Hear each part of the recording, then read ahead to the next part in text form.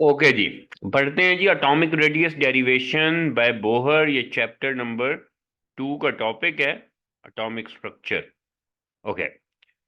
अच्छा जी, अगर ये कहता है कि किसी भी एटम के शेल में अगर इलेक्ट्रॉन रिवॉल्व कर रहा है तो बेटा उस पे दो फोर्सेस लग रही हैं। एक फोर्स वो है जो उस इलेक्ट्रॉन को नेगेटिव और पॉजिटिव के दरमियान अट्रैक्शन है जो शेल के पास लाना चाहती है। इस फोर्स का नाम है, इसे कहते हैं इलेक्ट्रोस्टैटिक फोर्स। और ये होती है जी ZE² over 4 pi epsilon not r square के बराबर। इसे इलेक्ट्रोस्टैटिक फोर्स ऑफ अट्रैक्शन भी कहते हैं। और दूसरी फोर्स है जो इसको बाहर ले जाना चाहती है, जो सेंट्रीफ्यूगल फोर्स होती है, वो जो इसको शेल से बाहर ले जाना चाहती है। तो दो फोर्सेस हैं। अब अगर आप कहते हो कि एक एटम है और हमने यही पढ़ा है कि उस एटम में जो इलेक्ट्रॉन होता है वो रिवॉल्व ही करता रहता है, तो इन दैट केस ये बोथ फोर्सेस आर इक्वल। यानी mv² ओवर r, ये वो फोर्स जो उसको बाहर ले जाना चाहती है, और दूसरी फोर्स जो उसे इलेक्ट्रॉन को न्यूक्लियस के पास लेके जाना चाहती है, ZE² over 4 pi epsilon not r square. ये दोनों फोर्सेस अगर इक्वल हैं तो ही, इफ इलेक्ट्रॉन इज रिवॉल्विंग, अगर इलेक्ट्रॉन रिवॉल्व कर रहा है न्यूक्लियस के इर्द गिर्द, रिवॉल्विंग अराउंड न्यूक्लियस, सो क्या होगा, both forces would be equal. Then both forces will be equal. तो आर कट गया उसके स्क्वायर से, तो ये बन गया जी mv² equal to ZE² over 4 pi epsilon not r. Got it? यहां तक कोई कंफ्यूजन बेटा? No sir. ओके। एक हमने बोहर मॉडल में पढ़ा है concept, MVR equal to NH/2 pi. Bohr model में ये लिखा हुआ है कि जो एंगुलर मोमेंटम होता है, मैस इनटू वेलोसिटी को मोमेंटम कहते हैं, और mass into velocity multiply by radius, इसको एंगुलर मोमेंटम कहते हैं। तो ये इक्वल होता है NH/2 पाई के। अगर वेलोसिटी फैक्टर इधर अलहदा रहे तो ये हो जाएगा NH/2 पाई mr। अब अगर हम दोनों तरफ स्क्वायर ले लें तो ये हो जाएगा V² equal to N²H² over, क्या हो जाएगा, 4 pi I square M² M square. R²। ठीक है जी। ये कहां से आया है? फ्रॉम बोहर मॉडल, जो बोहर मॉडल के पॉस्टुलेट्स में है एंगुलर मोमेंटम के। ये बात क्लियर हो गई? जी सर। अच्छा। अब हमने जो ऑलरेडी इक्वेशन ये की हुई है, इसमें से भी V² को रहने दें इधर, तो ये हो जाएगा ZE² over 4 pi epsilon not r M. Right? ये इक्वेशन भी ओके है? जी सर। अच्छा, अगर हम इस V² की जगह, V² इस फैक्टर के इक्वल है, इसको पुट कर दें जो हमने बोहर मॉडल से डिराइव किया है, तो ये इक्वेशन बन जाएगी N²H² ओवर 4 पाई² M² R² equal to ZE² over 4 pi epsilon not R और M। अच्छा, अब इसमें कौन सी चीजें हैं जो आपस में कैंसल होती हैं?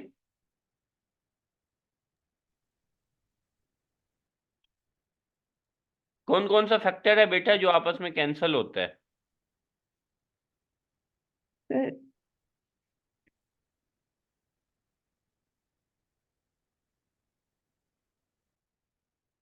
कुछ नहीं होता कैंसल। जैसे R का स्क्वायर R से कैंसल, 4 से कैंसल, पाई उसके स्क्वायर से कैंसल, M उसके स्क्वायर से कैंसल। तो क्या बच गया जी?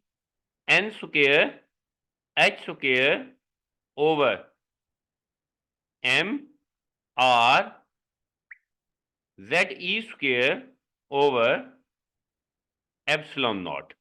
Got it? ठीक हो गई बात बेटा? जी सर। कोई कंफ्यूजन यहां तक? नो। अच्छा।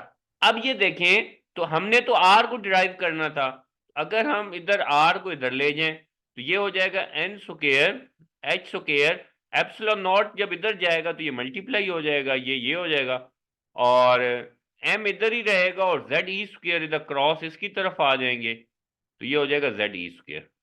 इसको हम इजी वे में यूं भी लिख सकते हैं, r equal to epsilon naught n square h square over, oh हम एक फैक्टर मिस कर गए, ये पाए, यहां पाए भी था, ये पाए, तो ये हो जाएगा z पाई m ई स्क्वायर। ठीक है जी, यहां तक अगर कोई डाउट है तो बताएं मुझे। ये मेन हमने नो रेडियस की इक्वेशन ड्राइव की जी बेटा। नो सर, ओके, सही है। अच्छा अब देखें एप्सिलॉन नॉट क्या है, ये प्रिमिटिविटी कांस्टेंट इन एयर है।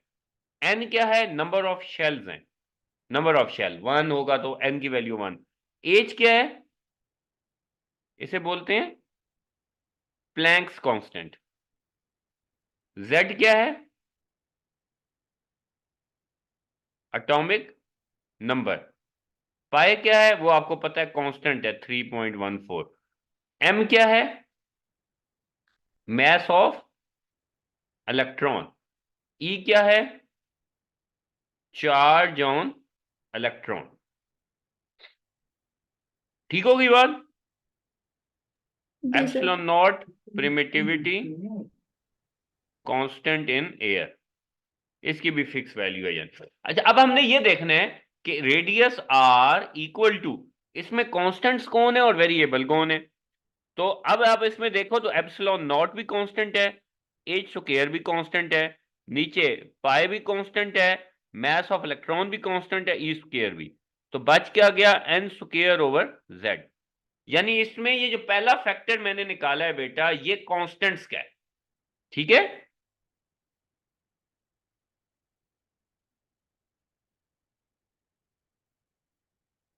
ठीक है बच्चे, फातिमा और तहरीन।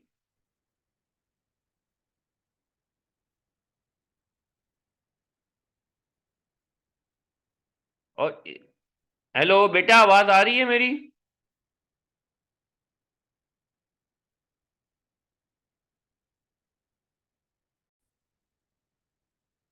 हमने ना ये कांस्टेंट्स को अलहदा कर लिया, तो जब कांस्टेंट्स को अलहदा कर लिया और वेरिएबल्स को अलहदा कर लिया है बच्चे, जब हमने इनके कांस्टेंट्स को जो अलहदा किया है, इसकी वैल्यू बनती है 0.529 इंटू 10⁻⁻10 मीटर, जिसको ऑंगस्ट्रॉन भी कहा जा सकता है, 10⁻⁻10 मीटर को into n square over z। अच्छा अब इसमें करना क्या, इसकी एप्लीकेशन क्या है। लेट्स सपोज हमें कहा जाता है कि हाइड्रोजन का, जैसे हाइड्रोजन का एक एटम है और उसके न्यूक्लियस से फर्स्ट शेल, इसको कहा जाता है R1, इसका डिस्टेंस निकालें।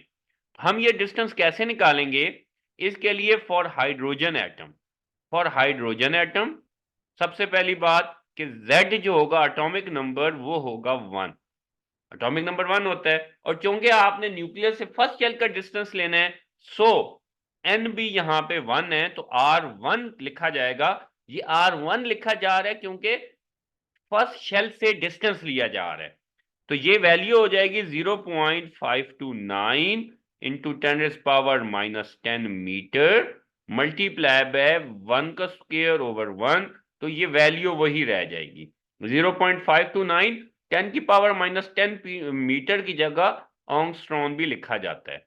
अच्छा इसमें एक क्वेश्चन यूं भी पूछा जाता है कि लेट्स सपोज के जी आपको निकाल के देना है हीलियम का, हीलियम का न्यूक्लियस से फर्स्ट शेल का डिस्टेंस कितना होगा। आपने फॉर्मूला याद रख लेना है 0.529 ये angstrom into N square over Z.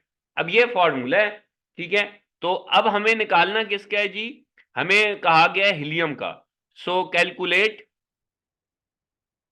R1 यानी ऑफ हीलियम। तो R1 ऑफ हीलियम के लिए क्या होगा, यहां हम R1 लिखेंगे और हीलियम के लिए Z की वैल्यू होती है 2, तो ये हो जाएगा 0.529 शेल, क्योंकि फर्स्ट है 1 स्क्वायर ओवर 2, तो ये इसके जो हाफ वैल्यू होगी वो आ जाएगी।